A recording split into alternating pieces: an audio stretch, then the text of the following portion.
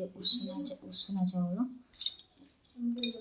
ବିନା ବିରିରେ ଚକୁଳି ପିଠା ହେବ। ଉଷୁନା ଚାଉଳ 500 ନେଇଥିଲି, ପାଣି ରାତିରେ ଭିଜେଇକି ରଖିଥିଲି ପାଣିରେ, କି ଏବେ ଆମେ ମିକ୍ସି ଜାର୍ରେ ନେଇକି ଆମେ ତାକୁ ବାଟିବା। ବାଟି ସାରିଲା ପରେ ତାପରେ 5-10 ମିନିଟ୍ 10-15 ମିନିଟ୍ ତାକୁ ରଖିକି ତାପରେ ଆମେ ପିଠା କରିବା।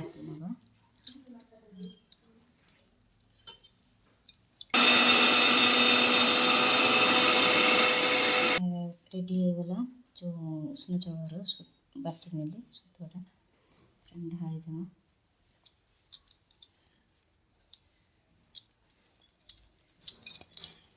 ଚାଉଳକୁ ଆମେ ଏବେ ବାଟି ନେଲେ ଦେଖୁন କେମିତି ହେଇଛି, ପୁରା ପତଳା।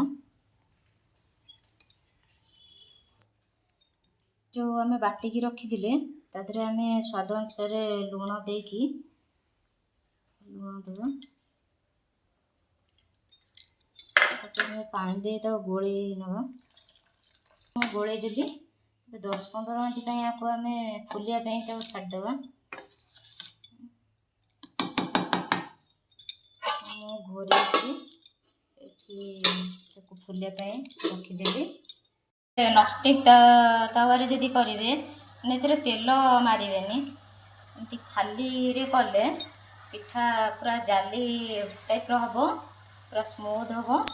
ପିଠାଟା ଠିକ୍ସେ ମାନେ ହେବ, ଉଠିବ, ବଢ଼ିଆ ବି ହେବ। ତେଲ ମାରିଲେ ନା ଉଠିବନି।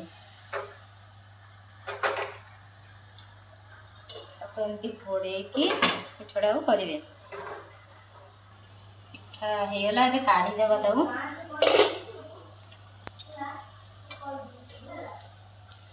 କେତେ ସୁନ୍ଦର ହେଇଛି ପିଠା, ଦେଖିବାକୁ କେତେ ସୁନ୍ଦର ଲାଗୁଛି।